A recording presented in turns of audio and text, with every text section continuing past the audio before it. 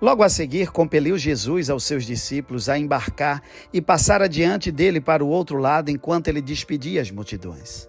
E despedidas as multidões, subiu ao monte a fim de orar sozinho. Em caindo a tarde, lá estava ele só.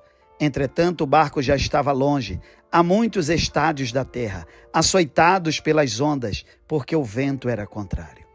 Interessante é saber que foi o próprio Jesus quem deu ordem aos seus discípulos para irem para o outro lado. Porventura não sabia ele o que estava previsto em meio àquela travessia? Após despedir das multidões, Jesus sobe ao monte a fim de ficar sozinho e orar ao Pai em secreto. E somente 9 horas depois, na 4ª vigília da noite, vai ao encontro dos seus discípulos andando por sobre as águas. Os discípulos, por sua vez, estavam atônitos e morrendo de medo, e ao avistarem a Jesus, acreditaram ser um fantasma. Exclamaram e gritaram por socorro, e Jesus imediatamente lhes disse: tenham bom ânimo, sou eu, não tenham medo. O desespero era grande, eles lutavam pelas suas próprias vidas.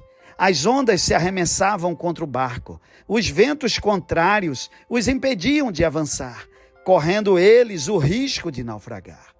Disse Pedro a Jesus: se és tu mesmo, manda eu ir ter contigo andando por sobre as águas. E Jesus lhe disse: vem.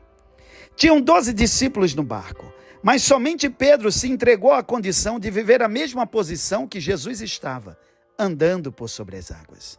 Isso significa dizer que nem todos os que estão com você irão usufruir do mesmo milagre que Deus separou para você viver. Ninguém pediu a Pedro para ele descer do barco.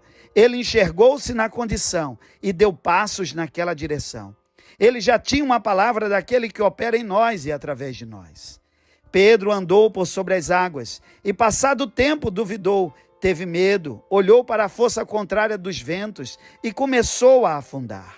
Naquele momento ele gritou e disse: salva-me. Jesus imediatamente segurou as suas mãos e disse: por que duvidastes, homem de pequena fé? Não tire os olhos da visão. Você já tem uma palavra. Vem. Jesus espera que você ande ao seu lado. O medo, a frustração, a incapacidade são apenas vozes do passado. Acredite, mova-se por fé na direção do seu futuro. Você não vai mais afundar. Jesus já está ali a esperar. Somente os que acreditaram e se lançaram foram os que não duvidaram, enxergaram o futuro e viveram o seu milagre. Que Deus te abençoe.